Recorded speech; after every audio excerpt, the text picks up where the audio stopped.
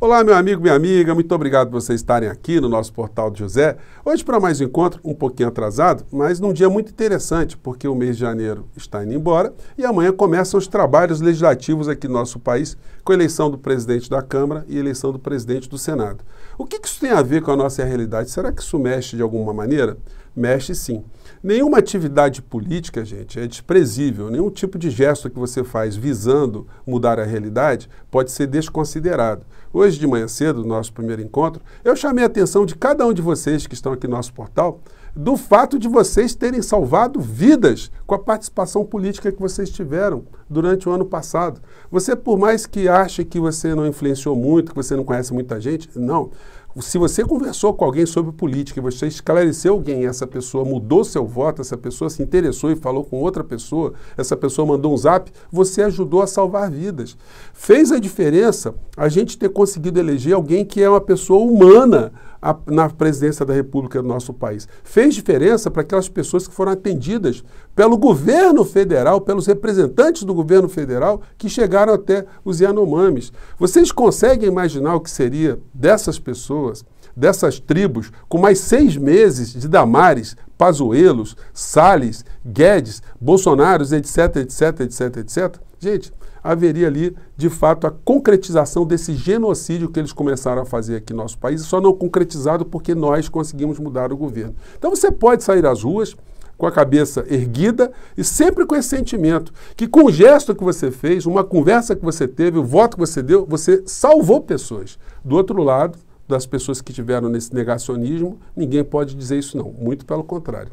Eles só fizeram foi ajudar a matar pessoas aqui no nosso país, na época da Covid e depois dessa época, com tudo aquilo que nós vimos aqui no nosso país. Bom, eu vou conversar com vocês sobre os assuntos concretos, mas antes de mais nada, eu não podia deixar de falar desse assunto, que é muito interessante você puxar a realidade para aquilo que nós fazemos no dia a dia, né? Mas antes de mais nada, quero convidar você que está chegando agora no nosso portal a se inscrever. Você que é muito bem-vindo, conheça os nossos outros vídeos, compartilhe, dê o seu joinha, venha participar dos nossos chats, que todos os dias eu abro aqui um pouquinho antes das 5 horas até 5h30, exceto o dia que eu atraso um pouco com vocês, enfim. E se puder, se inscreva também no nosso clube de membros, que é uma forma adicional de você ficar mais engajado aqui nos nossos papos, tá bom? Então vamos seguir em frente.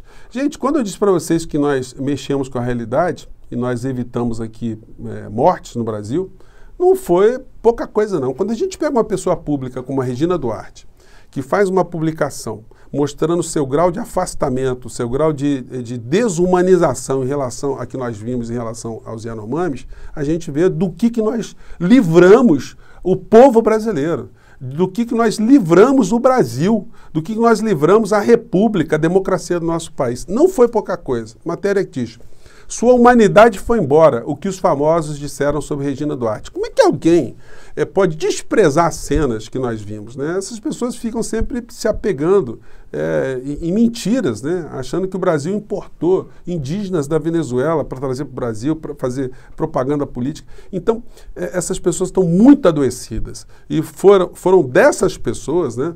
Ou foi dessas pessoas que a gente conseguiu se livrar, pelo menos, né, de uma forma muito instantânea, porque elas vão continuar tentando voltar aqui no nosso país. Elas não estão contentes na posição que elas estão, não. Nós estamos com o ex-presidente da República que está foragido do nosso país. E hoje me chamou a atenção, eu estava refletindo mais cedo sobre isso, esse fato, né? Fui ver que ele vai ter que renovar o passaporte dele, vai ter que renovar o visto, enfim. E tem uma lei que cuida da estrutura do ex-presidente, de ex-presidentes aqui no nosso país. É a Lei 7.474 de 1986. No seu artigo 1º, essa lei diz que, eu estou falando isso para a gente entender, né, como é que o Bolsonaro está se sustentando lá fora. Artigo 1º diz: o presidente da República, terminado seu mandato, tem direito a utilizar o serviço de 4 servidores para segurança e apoio pessoal, bem como a de 2 veículos oficiais com motoristas. Veículos oficiais com motoristas, leia-se veículos oficiais no Brasil. A gente não tem veículo oficial fora do Brasil, né?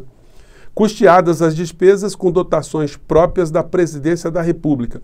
Então, eu pergunto para vocês, pode o Bolsonaro levar uma série de funcionários pagos por nós para receberem em dólar, receberem em euro? Ele pode escolher viver o resto da vida dele, ele pode ir para Mônaco, ficar em Mônaco, em Paris, ele pode escolher Dubai e nós vamos pagar servidores para toda a vida do Bolsonaro, e com o agravante dele estar foragido da justiça aqui no nosso país. Então, eu fiz esse questionamento hoje para a Controladoria Geral da União. Vou colocar o texto na descrição do nosso vídeo, para você que se interessa, né, desses assuntos.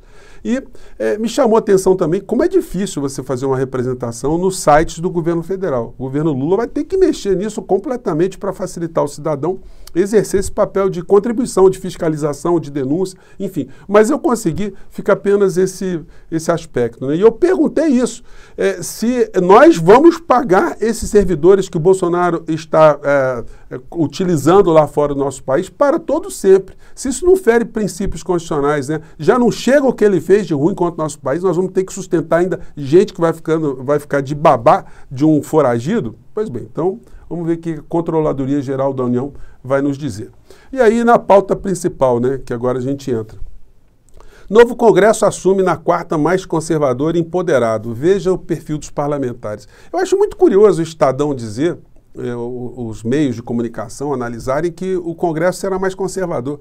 Os congressos aqui no Brasil e fora do Brasil têm uma tendência de sempre serem conservadores na economia, porque a maior parte dos parlamentares são eleitos por grupos econômicos, interesses econômicos. Isso é assim no Brasil, no Chile, na Argentina, na Bolívia, em todos os países do mundo, pelo menos que tem esse formato, né, de democracia, de presidencialismo, de coalizão, onde tem que ter uma participação ali, uma conexão entre os políticos de uma maneira geral e aquele que foi eleito pelo povo de uma maneira geral.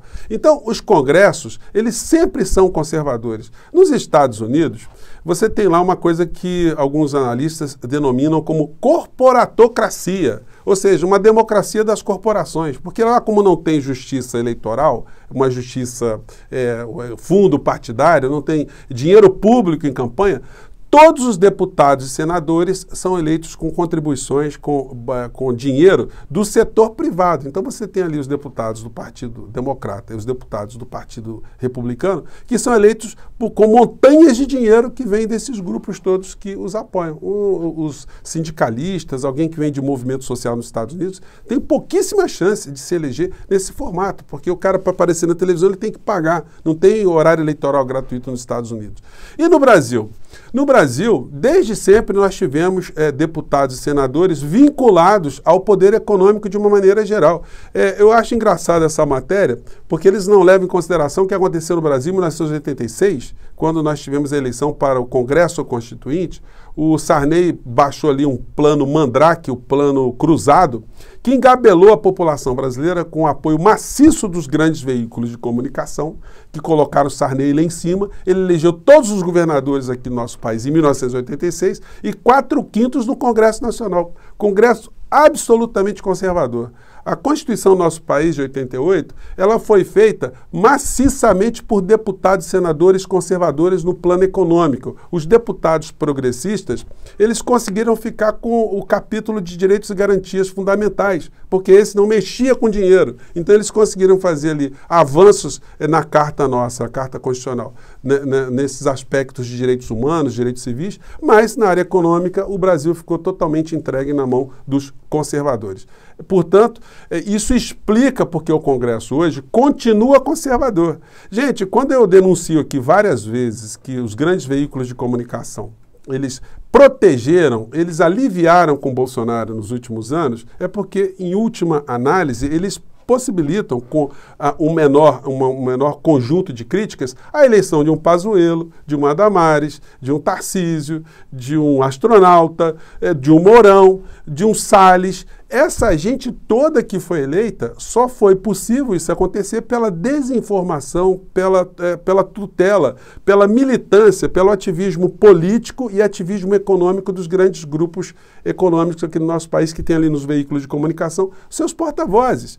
Os jornalões, eles não estão preocupados se o Salles derruba madeira, se a Damares é maluca, se o Mourão é doido, se é incompetente. Eles não estão preocupados com isso. Eles estão preocupados se essas pessoas pessoas vão adotar ou vão manter o seu alinhamento com os interesses dos grandes grupos econômicos. Então, que se dane. Isso explica porque eles não foram tão expostos nessa questão específica dos Yanomamis. Eles já não foram tão expostos na questão da pandemia aqui no nosso país e depois não foram tão expostos nessa situação dos Yanomamis, que era de conhecimento da Rede Globo de televisão. Então, gente, não existe nenhum tipo de comportamento dos grandes veículos de comunicação que estejam divorciados de interesses econômicos. Então, o Congresso que nós temos hoje, moral da história, representa esse tipo de situação que nós temos na sociedade, desinformada de uma maneira geral. A informação gera a ação. A desinformação gera a conformação. E se você quiser ir para o mundo dos parlamentares eleitos por grupos religiosos, todos eles são conservadores nas pautas morais, mas são mais conservadores nas pautas econômicas. Daí eles também serem preservados, eles não serem combatidos, porque se você tem um Congresso majoritariamente progressista, aí a situação econômica em nosso país poderá ser modificada. Como a realidade é essa que está posta aí, o presidente que é progressista, ele vai ter que negociar com esses representantes desses grupos todos que acabam elegendo seus deputados e senadores em países como Brasil, Estados Unidos, Chile, Argentina, etc, etc, etc. E essa vai ser a mágica da história. O presidente vai ter que ter um grande poder de persuasão, inclusive para conseguir negociar com esses grupos, os representantes desses grupos, mudanças importantes aqui no nosso país. Vamos ver como é que vai ser esse encaminhamento nos próximos dias, o que vai redundar a eleição de Lira e a eleição de Pacheco, ao que tudo indica, é isso que vai acontecer. E as pessoas estão muito preocupadas, pô, será que o Pacheco vai se eleger? Será que o Lira, como é que vai ser o Lira? Enfim, gente, é o processo político. Não existe ninguém santo e não existe ninguém neutro e não existe ninguém que não possa mudar de posição. Tanto o Rodrigo Pacheco quanto o outro aqui, o Marinho, que estão disputando a eleição do Senado, eles não têm muitas diferenças nas suas pautas econômicas. A histeria toda vai ser se o Marinho se eleger, porque ele vai criar problemas ao presidente Lula no encaminhamento de algumas pautas. Mas essa gente também não tem muito princípio, né? Eles se curvam rapidamente se os interesses forem convergentes ali, se os grupos econômicos mandarem que eles defendam uma pauta A, uma pauta B. Vamos ver, mande seu comentário aqui para o nosso portal e mais uma vez, eu agora quero lembrar você, né? Você salvou vidas aqui no nosso país. Se você esteve sempre nesse processo eleitoral, sempre do lado melhor da história, você teve um resultado que fez a diferença para quem está sobrevivendo a esse massacre dessa gente insana. Gente, eu fico por aqui mais uma vez. Um grande abraço, até o nosso próximo encontro. Tchau!